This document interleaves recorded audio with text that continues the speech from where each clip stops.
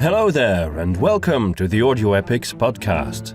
Today we're premiering the 6th episode of the Treasure of Boneyard Bay with the chapters The Castaway and The Guardian.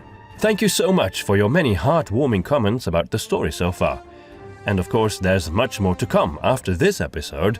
We're about halfway and 6 more episodes will follow. If you want to support us to keep creating these epic stories, please check out our Patreon page on patreon.com/audioepics. There are several tiers with corresponding rewards, so you can check out which one appeals to you most.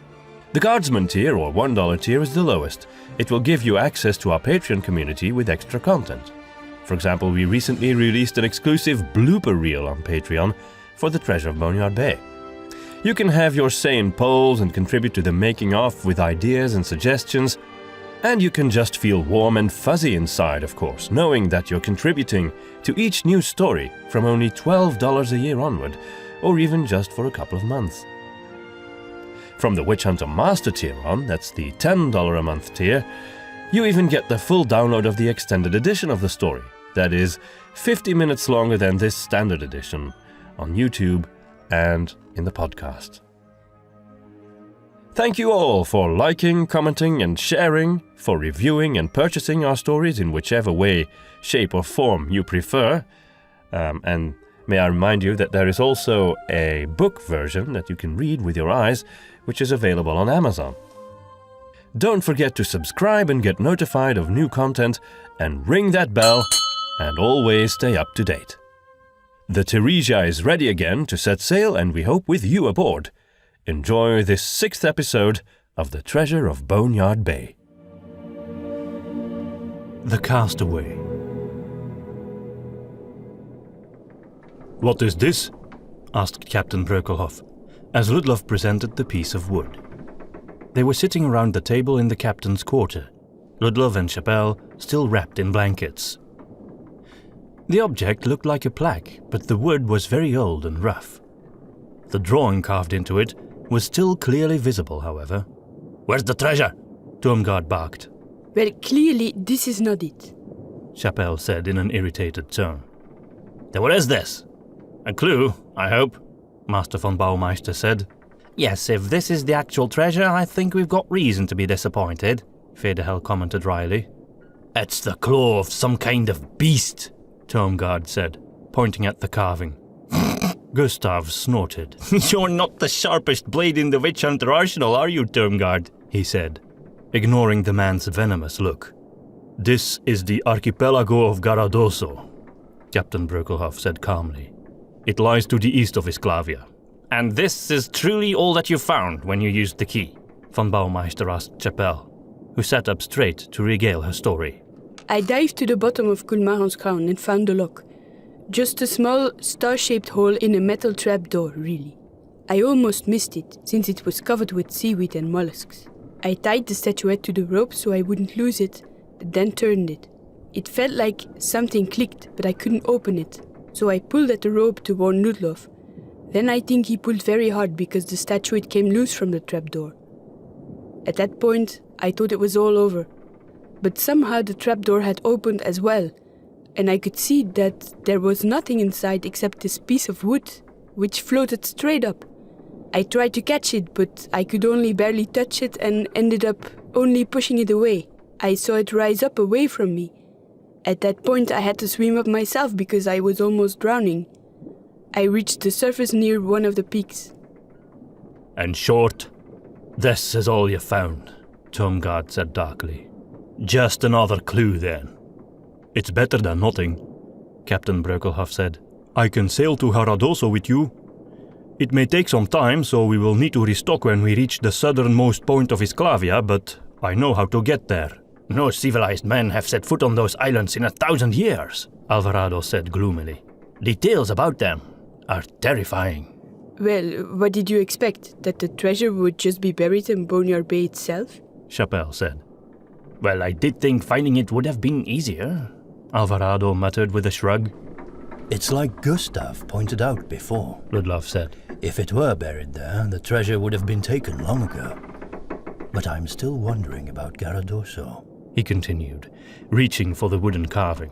If this depiction is accurate, then it consists of one big island and 3 smaller ones, making it look like a huge paw print in the sea.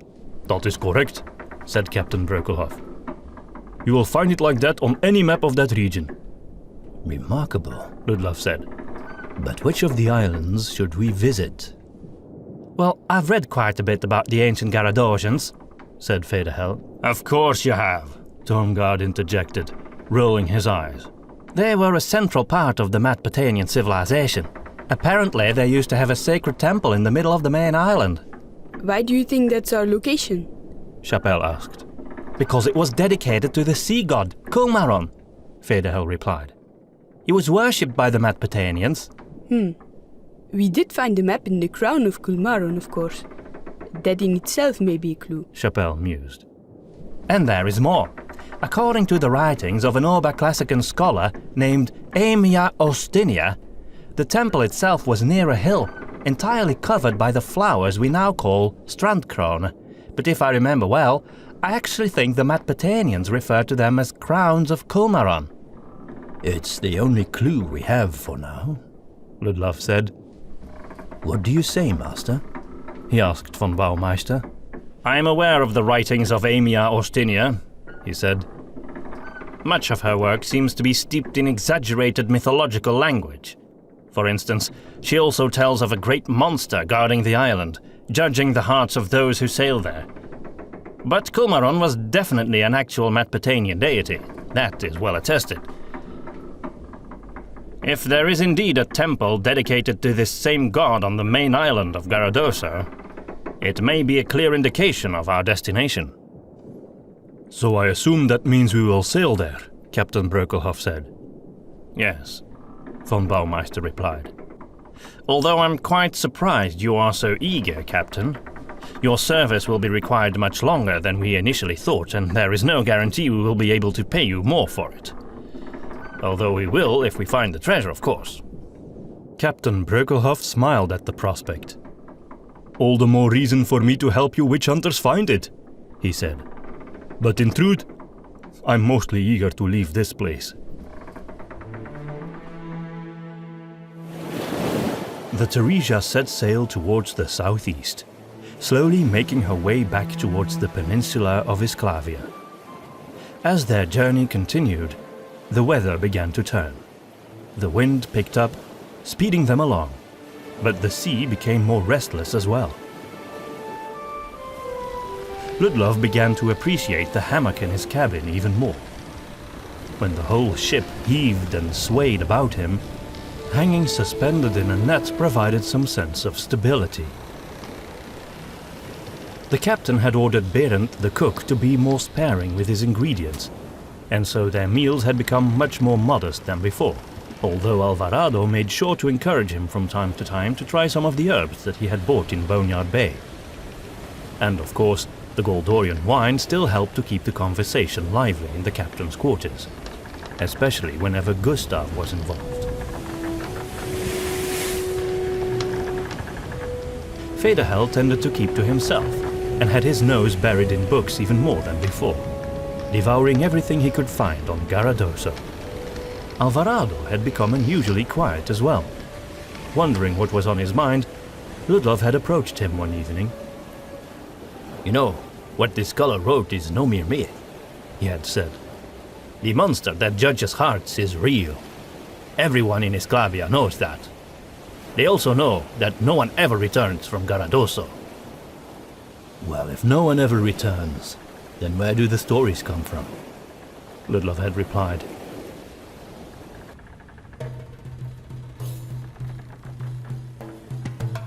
The sky was bright, but the sun was hidden behind the tattered rags of white clouds when they arrived in the southernmost port of Podia. It immediately looked more civilized than Boneyard Bay, but beyond the harbor it was rather small. The buildings were white and thick-walled, with wide turrets covered with red shingles. Tall, thin palm trees stuck out between them. They fascinated Ludlov, for they looked unlike anything that grew in his home country. He also found himself marveling at some large, colorful birds that he had never seen before, with curved beaks and long tails. Alvarado paid a boy with a monkey on his shoulder to lead the group through the town and show them where the best traders could be found. In the streets, they saw people from every part of the known world, many of them from the southern continent. There were turban-wearing men carrying scimitars, and tall, mysterious black-skinned women who wore rows of rings around their exceedingly long necks. All manner of languages were spoken at the market stalls, including some that sounded different from anything Ludlov had ever heard before. Their stay in Podia was brief. Once they had restocked their food supply, the captain decided to make use of the good wind while they still could, and they quickly left again.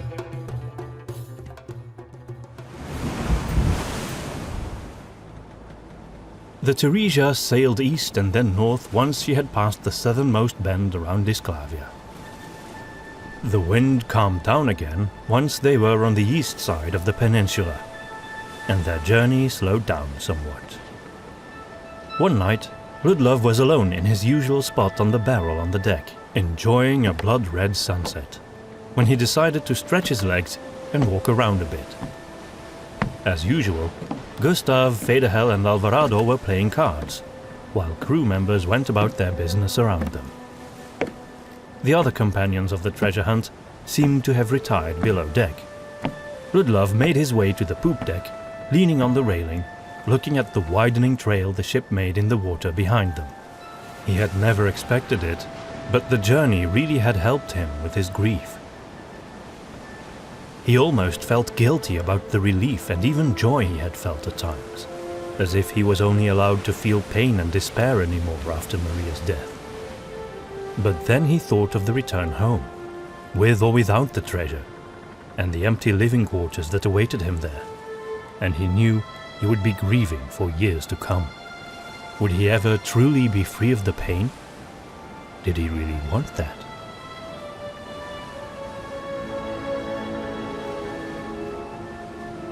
As he was mulling over these questions, his eye suddenly fell on a familiar sight on the waves. A ship that looked like it had black sails. Perhaps it only seemed that way in the dim light, but if the sails were indeed black, it was almost certainly the same vessel they had encountered before. It was closer now, and he could make out its shape without the help of a spyglass. His suspicion only grew as it was picking up speed, closing the distance towards the Theresia with the wind in its sails. He looked around at the sailors on deck. Some of them noticed it as well and pointed. "Ain't that the ship you saw earlier, Mr. Ludlov?" asked one of the men. "It is," Ludlov replied. "I'm almost certain." "I'll inform the captain then." "Good." The sailor left and Ludlov remained standing at the rail, keeping his eye fixed on the vessel. The sun had set completely, leaving only a tepid glow in the sky when Chapelle arrived. I was sent here to watch the black ship with you. She said, then turned to Ludlov, eyeing him warily.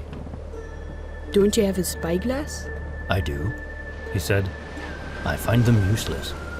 I prefer just watching." Chapelle shrugged and took out her own spyglass. You are a strange man, Ludlov of Sevenpeaks, she said, as she peered out over the sea. Ah, there it is. Oh, that is close. She lowered the spyglass. The ship was much closer behind them now.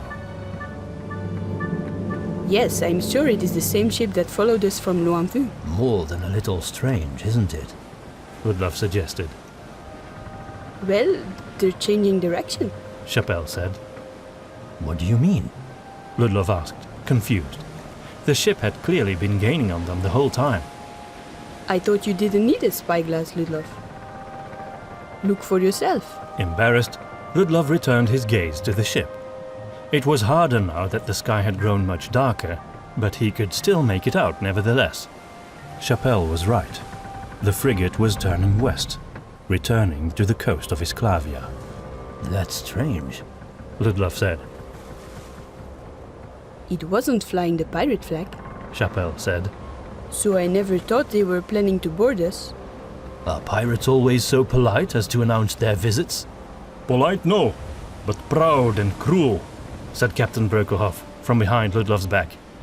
He turned to see the lion crester approaching. They love to let their victims simmer in fear a bit before they attack. Most of the time they can avoid meeting any resistance like that. A lot of pirates are cowards and would prefer not to fight. He smiled. In the case of the Theresia, we have nothing to fear from most sea robbers. A galleon like this, armed with broadside cannons, they wouldn't dare approach us. Ludlov frowned. In that case, Captain, I think these may have been pirates. The captain shrugged. Perhaps, but then they obviously changed their minds and gave up. Ludlov couldn't argue with that. As he watched the ship sail away towards the last remaining light on the horizon, Chapelle laid her hand on his shoulder. It is good to be vigilant, Ludlov. You did well. I hope so, Was all he could say. Ludlov remained on deck throughout the night, still wary about the ship. Their turn could have just been a strategic maneuver, a ruse.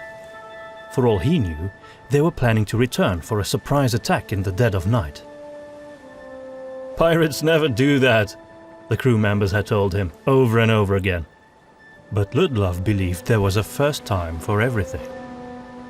He knew there was someone in the crow's nest, but he couldn't sleep anyway. And as Chapelle had said, it was good to be vigilant. The stars and the moon were shining brightly far above, mirrored in the calm waters of the sea, when Ludlov was still sitting on his barrel, watching the horizon. Once again, Chapelle approached him, bearing a lantern this time. The warm flickering light reflected on her golden hair, making it look like living fire. You are one obstinate man, Initiate. She said, as she set the lantern down on the barrel next to him. Some would call it paranoia, he admitted. Perhaps it is, he added, feeling self-conscious. Did they send you to keep an eye on me again? Chapelle shook her head. No, I came of my own accord. Ludlov was silent, but he appreciated her visit. I want to thank you, Ludlov. Chapelle said unexpectedly. Thank me? For what? She hesitated and looked a bit embarrassed. It was only because of you that I returned to the Theresia after Loinvue. She said quietly, even though there was no one around to listen in on the conversation. I was really thinking about quitting and returning to my past to set some things right. It seems in some ways I'm still an initiate myself, and I still need to be tested at times. I think that is true for all of us, even Master von Baumeister. She gave him a knowing smile. In any case, Witch Hunter, I believe you passed the test, if I may say so as an initiate, Ludlov said. For now I did, Chapelle said. but I still feel the pull of Boduwag Forest. It calls to me, Ludlov. I've never experienced anything like it. It's not merely the desire for justice or revenge. It's destiny. She spoke quietly, her eyes taking on a faraway, dreamlike quality. Then she returned to the present. One day I will go back. She said finally. Ludlov and Chapelle talked for another hour before deciding that rest was needed and retiring each to their own cabin. Ludlov's rest was short, however, as he was shaken out of his sleep at the crack of dawn by a loud cry from the deck.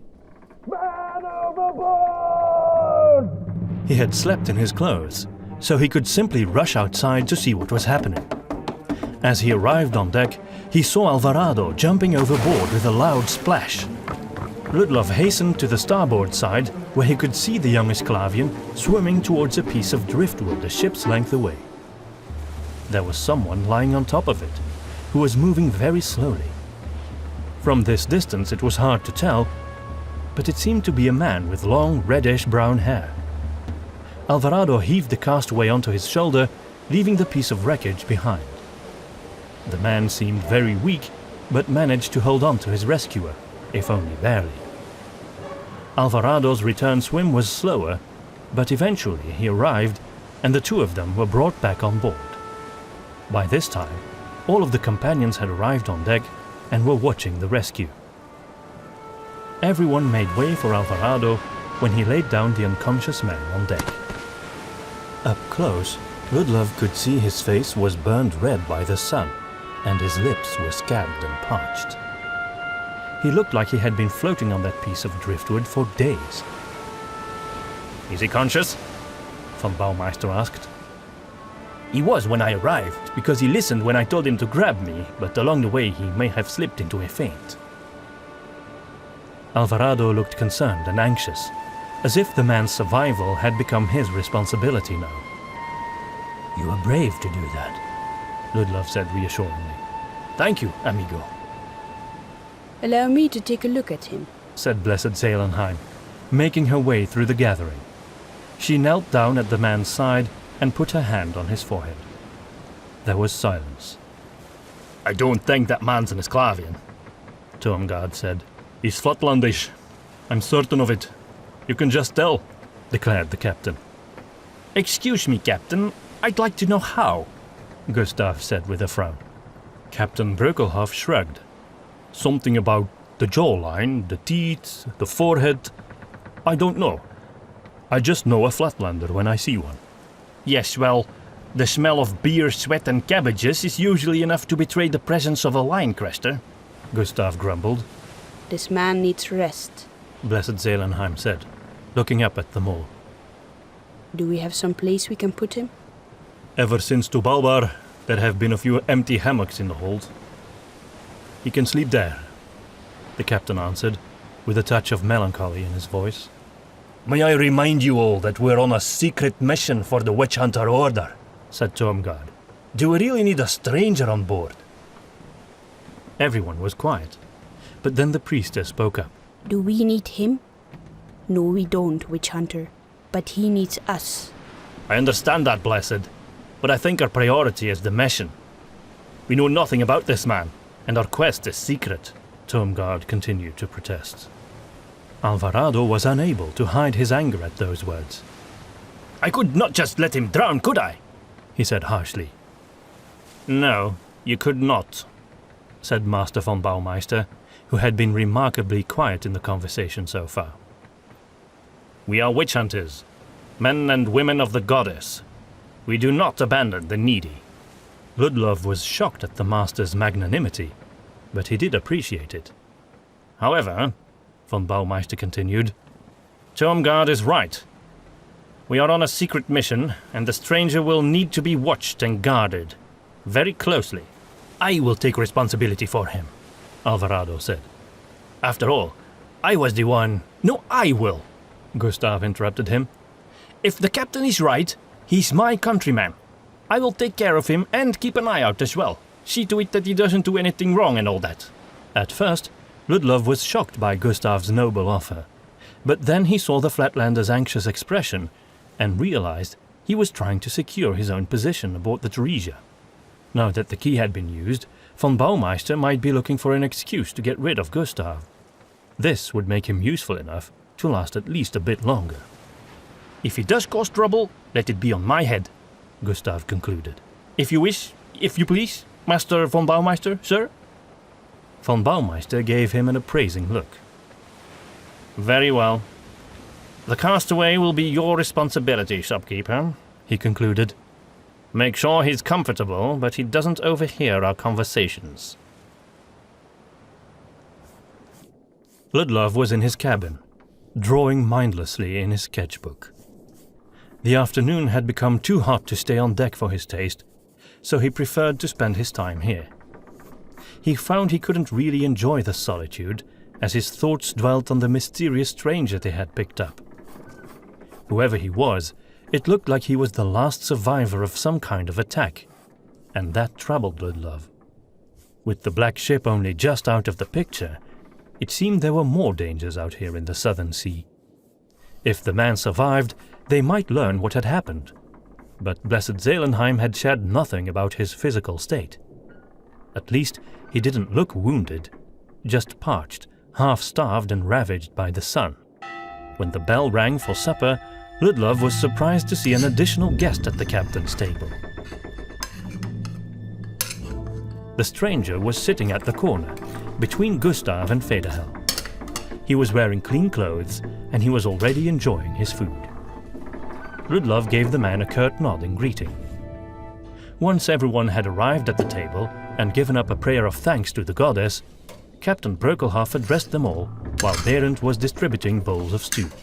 "As you can see, our guest has remained consciousness and is quickly recovering," the captain began. "I believe this is his third helping," Alvarado whispered to Ludlov as the newcomer plunged his spoon into his bowl.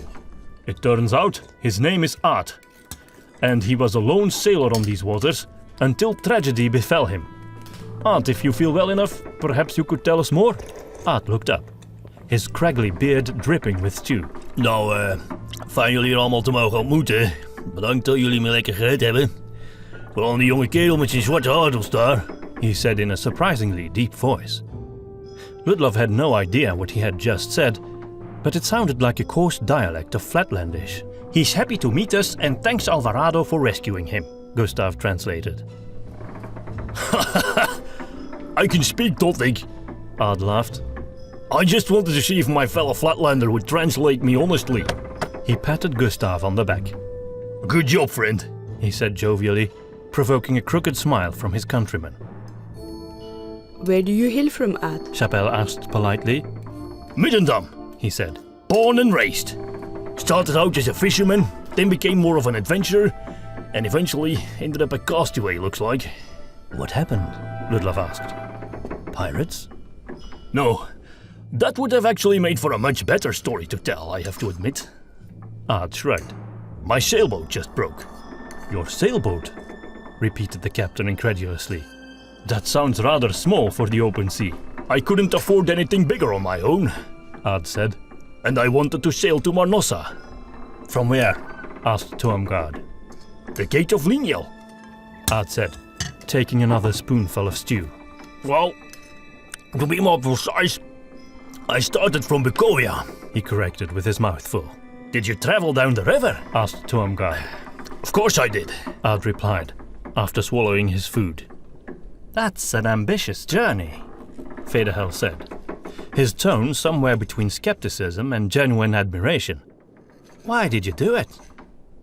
Ard shrugged again. It seemed to be a typical gesture of his. Love, what wouldn't we do for it, eh? Could you elaborate? Federhell asked. Gladly, Ard said with a glint in his eye. Shall I tell you of Ismelda, the loveliest maiden in the world? Just the gist of it will do, Federhell said carefully. Very well, you cold-blooded Ivennendalian. I promised Ismelda a treasure no one else could give her. And then I thought of the blue pearls that can be caught along the coast of Marnossa. And so you travelled all the way from Bukolia on a little sailboat? Chapelle asked, the awe in her voice unmistakable. Well, for the right woman, the right man will do whatever it takes, Ard said with a smile. Even go on a journey no one has ever even tried before. No one's done it because it's impossible, Turmgard grunted. Besides, Marnossa is still quite a way north from here. If your story is true, you sailed way too far south, Flatlander. You can say that again, Ard said. By the time I passed by Garadoso, I realized something was wrong. You have seen Garadoso? The captain asked, intrigued. Not up close. Too dangerous. But yes. Why is it too dangerous to get close? Ludlov asked. The rocks, Ard said, in a tone that indicated he thought that was obvious. Those islands are surrounded by sharp outcroppings of volcanic stone. Very dangerous, even for a little sailboat when the sea is restless, as it was at the time. So I headed west, hoping to reach the coast of Isclavia. But something must have gone wrong because suddenly my boat started making water. No matter what I did, I couldn't stop it from sinking. So I just broke loose some wood from the deck to make a raft. I clung onto it for dear life as I watched my boat sink. And there I was, all alone on my little raft in the big blue sea. He stared gloomily into his cup for a bit, until Captain Breukelhof refilled it for him, and his mood lit up again. I stayed on that raft for days, nights. Goddess knows how long, actually, he said, looking as if he had just only now realized how close to death he might have come. I think I got sunstroke, or maybe I passed out from hunger, but I don't remember much of that, nor do I want to. And then you came along and fished me out of the water. Thanks again for that. He raised his cup and drank some wine. Ah, you remind me of a young me, Gustav said, smiling proudly at Ard, as if the castaway were his son. Oh, Sancta Agnes be praised.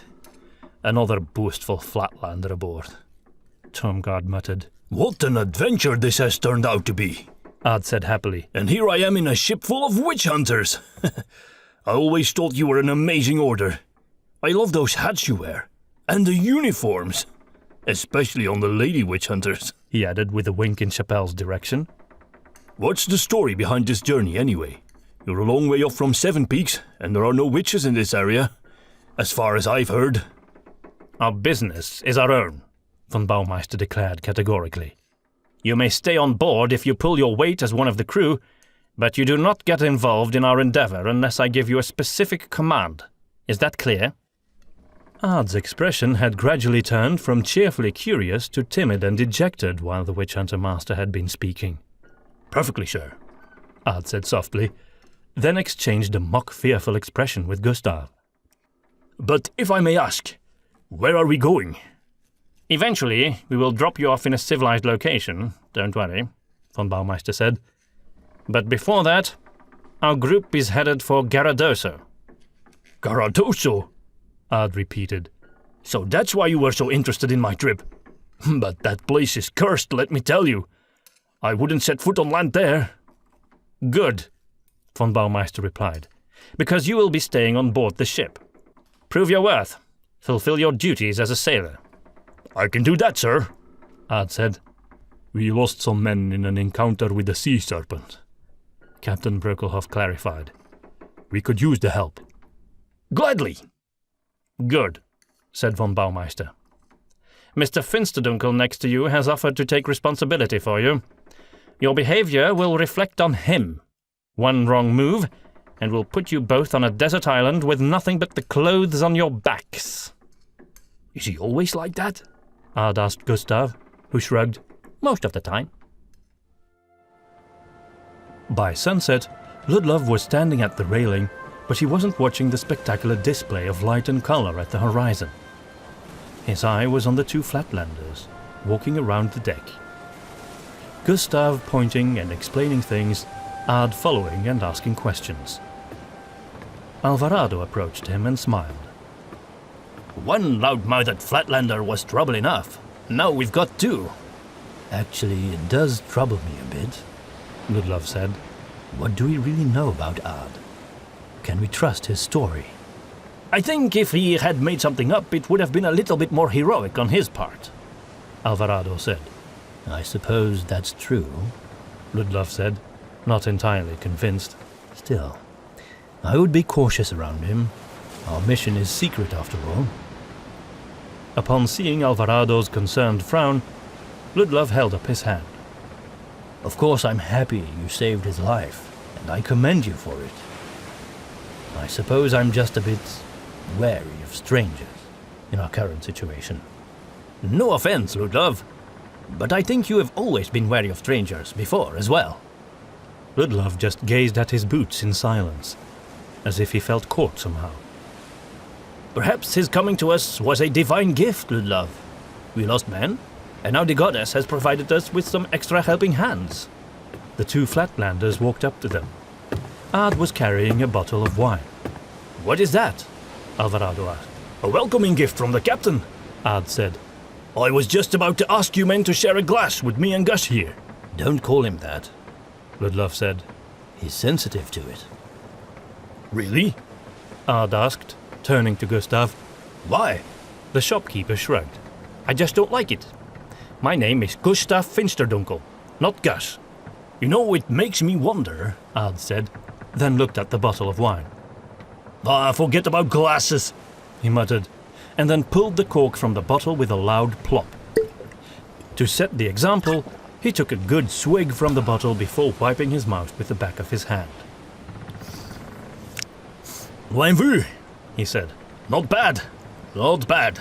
Then he passed the bottle on to Gustav and leaned comfortably against the railing with his back between Ludlov and Alvarado. What do you mean it makes you wonder?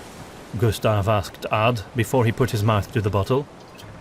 Ard shrugged. You're from Flatland, but your name is Fürchtecke. Why is that? Gustav drank, smacked his lips and passed on the bottle to Alvarado. It's just the name I chose when I settled in Sevenpeaks. I wanted it to sound like I belonged there. Why Finsterdunkl? It's a bit strange, isn't it? Ludlov remarked. Gustav grinned. I wanted it to sound intimidating too. Ludlov thought it rather ridiculous, but he kept his opinion to himself. Apparently Gustav was quite touchy when it came to his name. He accepted the bottle from Alvarado and had a gulp. It felt wrong to treat fine wine like this, but he did enjoy the taste of it. So, this journey to Caradoso, Ard began. it is secret. Alvarado said. Oh, I already know you're hunting the treasure of Boneyard Bay, Ard said with a dismissive wave. Ludlov sighed in exasperation. Let me guess. Gustav told you? Of course he did. Flatlanders tell each other everything. I actually think it's exciting. The money is not for us, Alvarado said. It's for Sevenpeaks. Ard shrugged. It doesn't matter to me. It's the adventure that excites me, not the treasure. I grew up rich. Money bores me. He had another swig from the bottle after Gustav handed it over to him. The truth is, he continued, I spent the last 8 months of my life without a coin in my pocket, and I've never been happier. I've been working for food and shelter, living from day to day, like I will be doing here. It's simple, it's honest, it's good enough for me. He smiled and passed on the bottle to Alvarado. There was a pleasant silence. For a moment, Ludlov had the feeling he was just on a boat trip with some friends, not on a perilous journey to find a legendary treasure. He noticed the two crew members, Pete and Nele, clearly having a break, watching the sunset together. In that moment, he truly enjoyed his newfound sailor life. It seemed straightforward. He almost felt envious of Ard. To be free as a bird, living from day to day, unburdened by goals and objectives, going where the wind blew you, meeting people everywhere, depending on their kindness. It seemed like a peaceful life compared to his complicated existence of justice and vengeance. Maybe that was why he felt a strange dislike towards the man. Of course, he realized he shouldn't. The man hadn't done anything to deserve that. As he was mulling over his feelings, Ludlov noticed that Ard had been looking in his direction, as if he was trying to determine what he was thinking. He decided to give the newcomer a friendly nod of acceptance. The Guardian. Ludlov emerged out of the hold. As he ascended the steps towards the deck, he became aware of the screams. He began to run, but his legs moved as if he were wading through a swamp. When at last he arrived on deck, he saw flames all around, towering high above him. Screaming men were jumping off board, some of whom were burning alive. The heat was unbearable, but Ludlov just stood there, too shocked and overwhelmed to do anything. Then Alvarado came running towards him.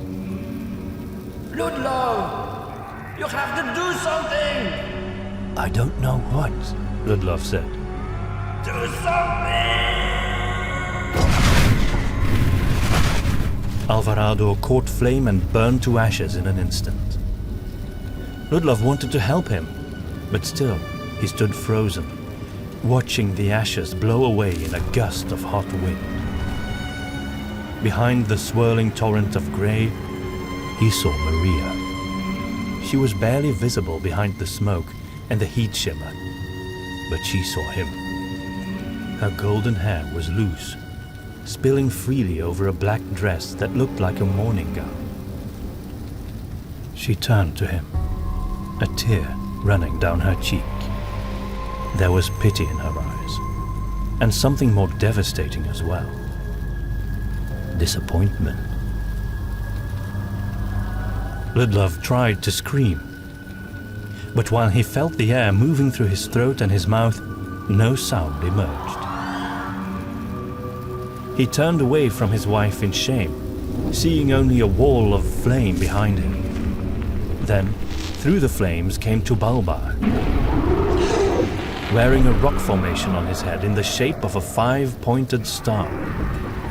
Ard was held in place on top of the sea serpent's head, locked up behind the bars of the crown, screaming for Ludlov's help.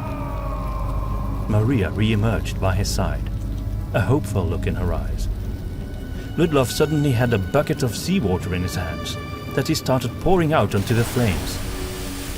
But even though the bucket never seemed to run empty, the flames still spread and became bigger. Tubalbar grinned with malice as Ard's face caught fire. His lips and skin were scorched by the flames. As Ard's body burned away, all of his friends on deck caught fire as well and started screaming.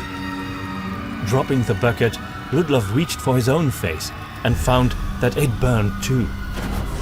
He felt Maria's hand on his shoulder and noticed it had caught fire.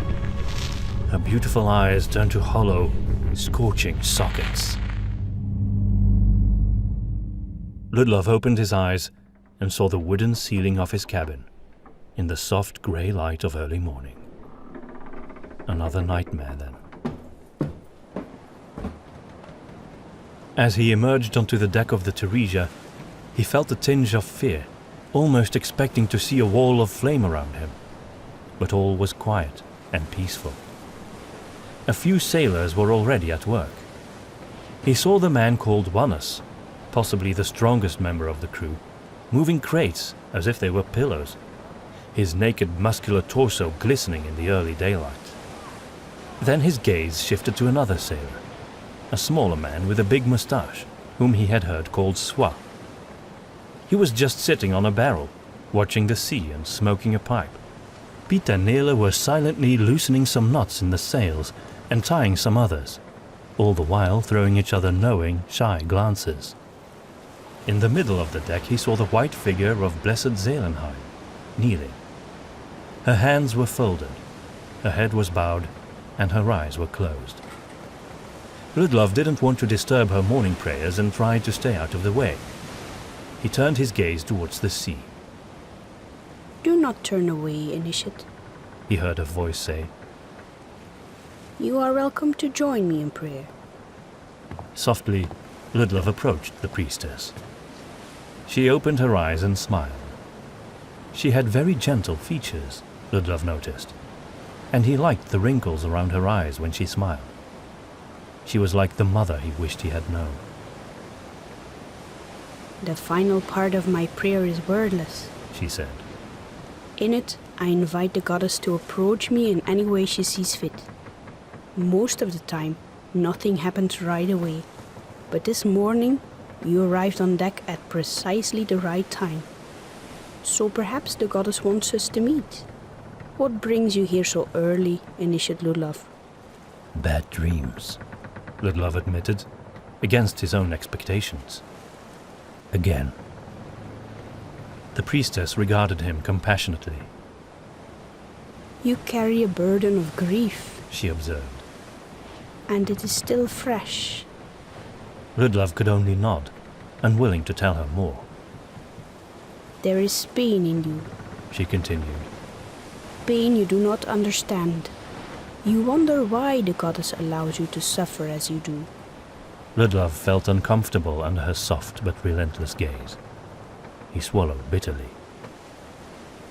And yet, you are a man of great faith. I can see that in you as well. Ludlov felt a knot in his stomach. He had not expected this from her. Blessed Seelenheim had always seemed a bit aloof to him, too deep in her own world of prayer and ritual to notice what was going on around her. But then he realized there was more to her observations. She couldn't possibly know all of these things just by looking and listening. You are still connected to the arcanic language, he said softly. Finally, she lifted her gaze from him. I know it, She said.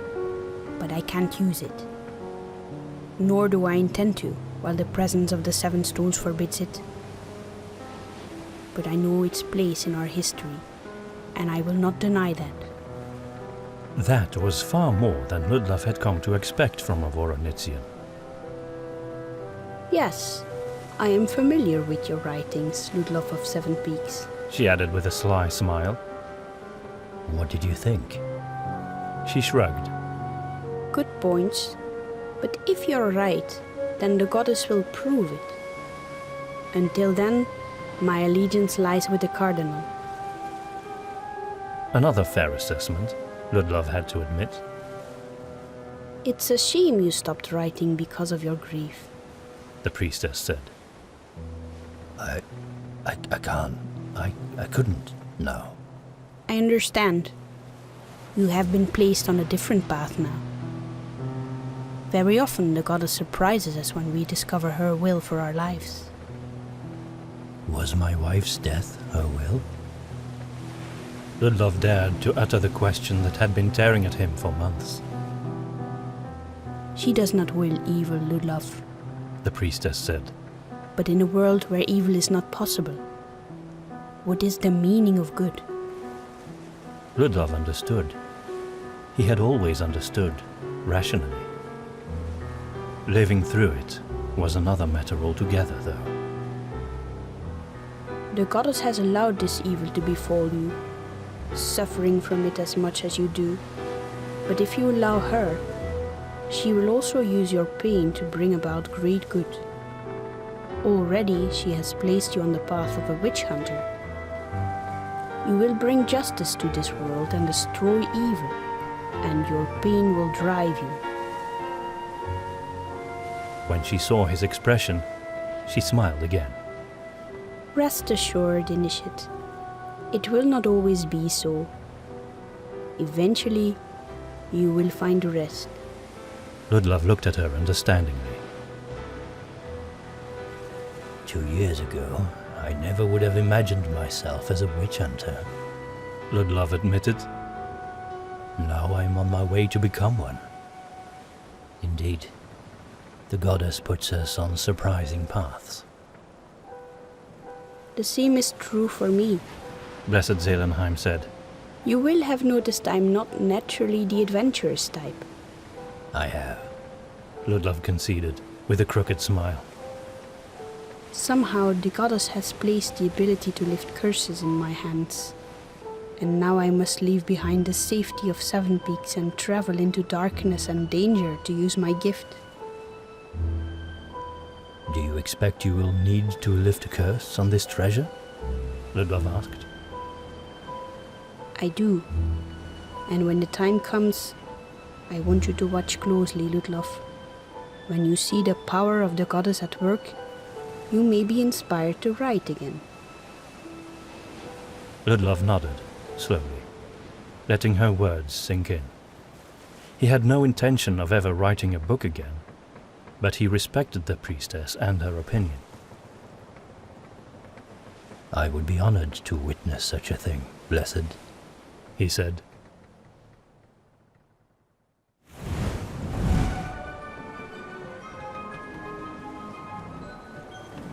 They sailed on for many more days, and Ludlov lost track of time.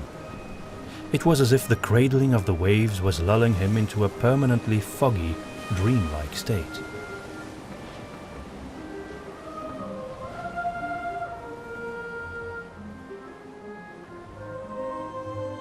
The weather seemed to grow warmer every day. On a particularly hot day, Ludlov had gone for an early swim, with Chapelle and Alvarado.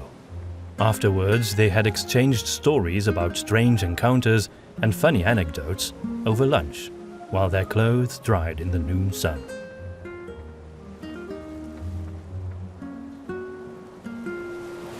Even though he seemed to be chewing some nice pieces of Berend's freshly baked bread, Gustav was in a particularly bad mood, moping around and grumbling to himself. Occasionally, he let out a sneeze that the rats below deck might have experienced as a hurricane. Ludlov feared the shopkeeper might be having a cold. Although he felt sorry for him, he didn't want to come too close to Gustav, as the prospect of getting sick on this journey did not appeal to him at all. But then the Flatlander turned to him with an irritated frown, saying, Gulls! Those flying rats want to steal my bread! I hate them! They always make me sneeze! Ludlov couldn't help but laugh as Gustav danced around like a monkey, trying to chase the birds away. Go away!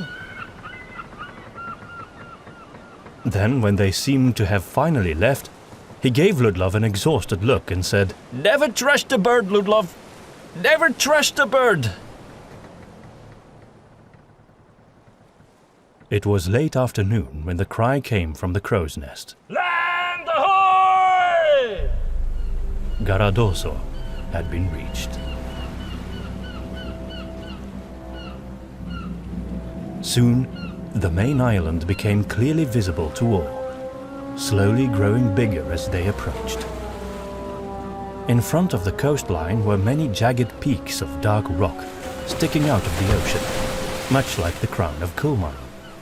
Smaller, but more numerous, constantly being lashed by waves that burst upon them in a mass of foam.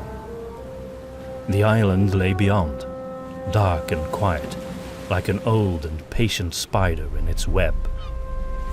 It seemed to be covered entirely in thick vegetation, at least from what Ludlov could see at this distance. While the weather was still warm, grey rain clouds were hovering ominously over the jungle, daring any trespasser to come closer. It doesn't look very welcoming, Gustav said. It is not, Alvarado replied, in a surprisingly serious tone. All will depend upon our captain now. It could be very dangerous to navigate that rugged coastline, Captain Breukelhof admitted. But we will be careful. That is not what I meant, Captain, Alvarado said. Soon, the rocks will be the least of our problems. What do you mean? The captain asked, with a suspicious frown. Is there some other danger you witch hunters conveniently forgot to tell me? It is I who should have told you, Alvarado said earnestly. But I thought it better not to alarm anyone, as it is unavoidable anyway. I humbly ask for your forgiveness. So you know something about this island then? Alvarado shrugged. Just what every child raised in Isclavia knows, he said. There is only one way to set foot on Garadoso. There is no preparing for it. You just have to be yourself, and hopefully, that will do. Concerned sailors began to group around the young Isclavian. The other treasure hunters regarded him with apprehension. I know most of you think these are just children's tales, but when you hear them again and again, you know there is truth there. What are you talking about, initiate? Turmgard inquired impatiently. I speak of the legendary guardian of Garadoso, Granquor. The captain smiled in relief. I've heard of that. There is supposedly some creature here that judges whether you are worthy to visit. Do you know how many tales like that exist about remote locations in the sea? Like the legendary crown of Kulmaron? Alvarado asked. Well, that's different, the captain objected. Is it? Why? Address the captain with respect, initiate, von Baumeister warned. I meant no disrespect, master. I just wanted to point out we have already seen one legend with our own eyes. Why not this one? And both are related to the Matpetanians. Federhell came to his aid. He grew quiet when he saw the master's expression. Tell me about this crankpot, Captain Breukelhof said. Crankwar, Captain, Alvarado corrected. Gladly. Everyone was quiet, ready to listen to Alvarado's explanation. He seemed to grow a bit nervous about all the sudden attention. But then he composed himself. Well, as you can see, and as Ad will be able to confirm, the entire island is surrounded by sharp rocks. Captain Breukelhof quickly glanced at Ad, who nodded. I've sailed past the eastern side, and I can confirm it, he said. Those rocks are around the 3 smaller ones too. Go on, the captain told Alvarado. Well, there is only one place to anchor the ship, which is by a very tall spiky rock, some distance from the island. It has a strange symbol carved into it, or at least that's what my nanny told me. There, Crankor will come and put you to the test. You, and only you, he added sternly. Because I am the captain, Breukelhof said with an understanding nod. The Guardian judges both your heart and your reasons to visit the island. If they are pure, he will let you pass. If not, he will destroy the ship and kill us all. Captain Breukelhof raised his eyebrows. I see. Is that all? Alvarado raised both his hands. I can only pass on what I have learned in my childhood. It's up to you to decide what you do with it. The captain scratched his face. Well, we cannot anchor down here. That much is clear anyway.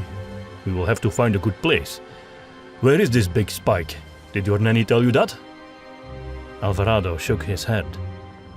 Well, if it's the only place to anchor down, we'll just keep on moving until we stumble upon it, like we did with the Crown. The winds are taking us to the south coast of the island, and according to the maps, there's a bay. Seems like a logical place for nature to provide a bollard. We'll need it, said Alvarado. The sea is so wild out there, the anchor alone won't do.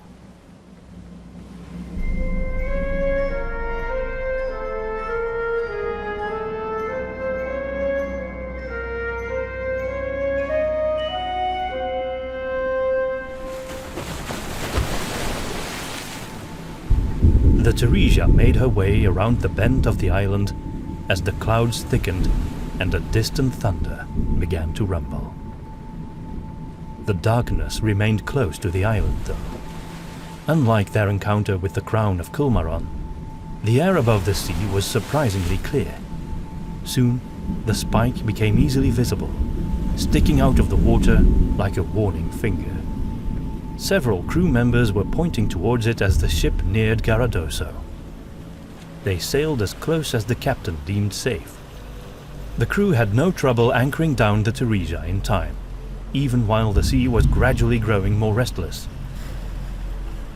Then Pete dove bravely into the water to swim around the spike with a thick rope. He got some help from his fellow crew members getting the other end back on board. Nayla was watching him with a mixture of pride and worry. Ludlov observed there was indeed a small bay beyond the spike. The beach there was very narrow and quickly gave way to steep jungle-covered hills and dark rocky cliffs. It was raining when the Theresia lay cradled on the waves, her sails folded. Captain Breukelhof was standing at the steering wheel, carefully regarding the dark water in the bay. Mr. Alvarado, he said to the initiate who was standing nearby, I've done what you suggested. What happens now? Alvarado bit his lip and took a deep breath. Now, we wait for Crankor, Captain. Well, we'll first see if he turns up, the captain said, still a bit incredulous. Oh, he will turn up, Alvarado said. He is the ancient guardian of Garadoso. To set foot on its soil, you must appease him. Otherwise, he will destroy us. From my readings, no one has actually visited Garadoso in... Federhell began, but a sharp stare from Chapelle silenced him. Be not afraid, Captain, Alvarado said. I have full faith in you. We all do. Ludlov knew Alvarado spoke his honest opinion by nature. He quietly wondered what he himself believed of these tales, and how the captain would fare if he were indeed to be tested by this guardian. How do you know it's the captain who will be tested? He asked Alvarado, expressing another concern that had come up in his mind. Perhaps the creature will consider Master von Baumeister to be the leader of this operation. Alvarado shook his head. Crankwar is a creature of the sea. It will have to be the captain. It's always the one in charge of the ship. It knows who that is. Captain Breukelhof looked around at each of the witch hunters, the priestess, Gustav, and several crew members, including Ad, all of whom had now gathered around him on the quarterdeck. There was silence between them, until the sea began to rise,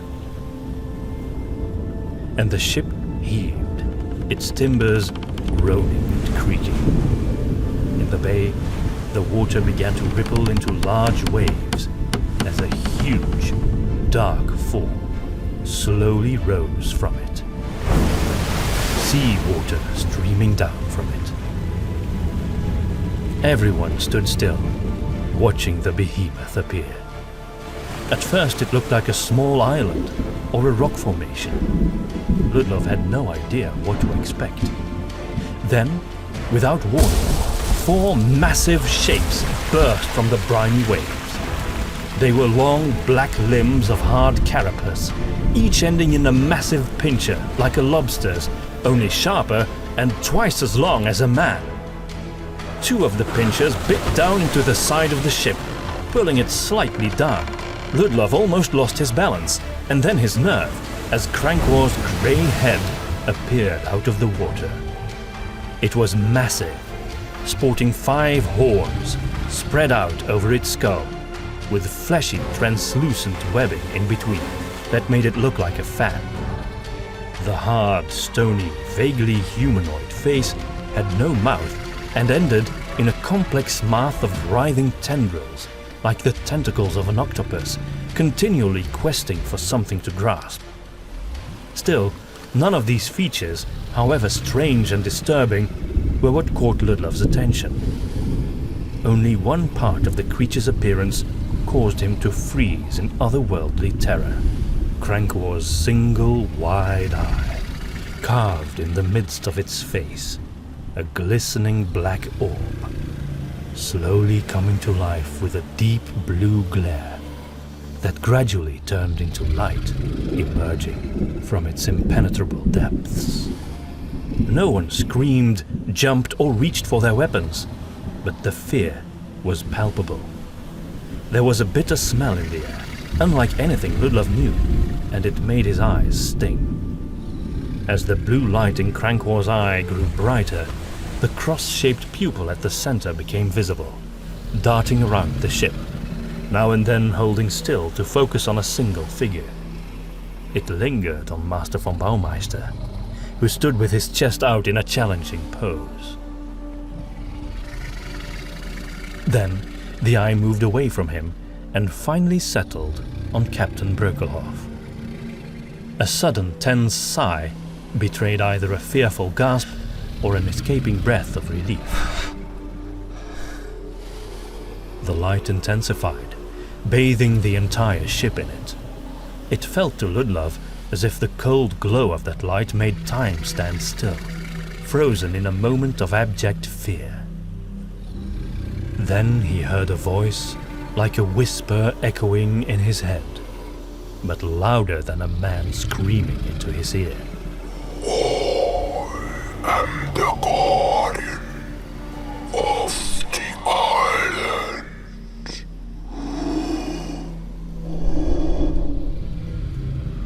Do you come with honor?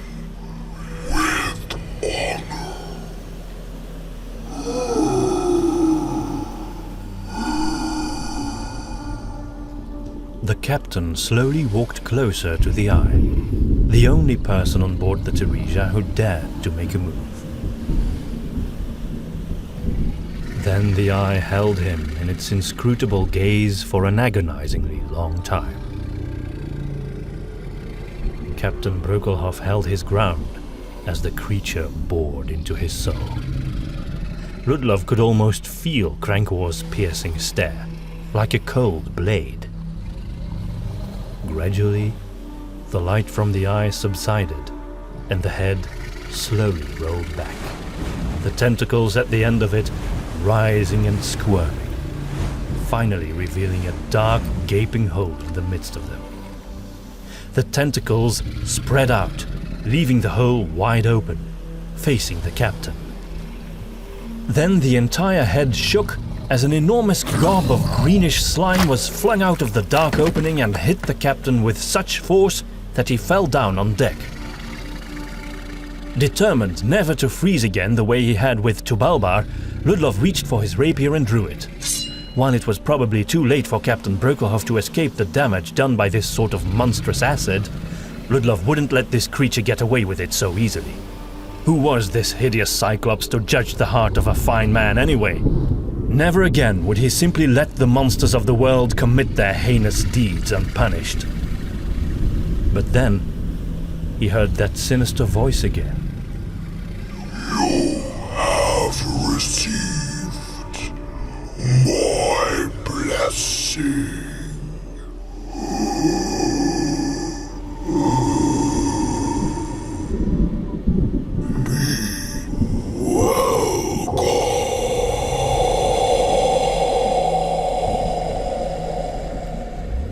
Ludlov saw the captain crawl upright as the squid-like tentacles receded back into the water. The giant pinchers released the ship and slowly moved back down into the waves until there was no trace left of the creature. Captain Breukelhof turned to face his crew and passengers, dripping with slime, too baffled to say anything. You passed! I knew it! Alvarado cried out. All hail the captain! The Isclavian couldn't help himself, and forgetting about the slime for a second, gave the captain a firm hug.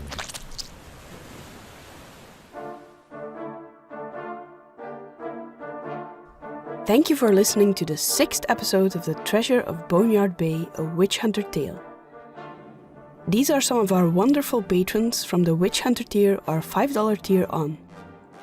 Amy and Dallas Austin, Matt Patain, Peter Strandkrone, Cameron Brantley, Joseph Stowell, Cody Heitch, Mix and Match, Arno Teva, Caitlin Bredenkamp, Kat Musseri, Ryan Stock,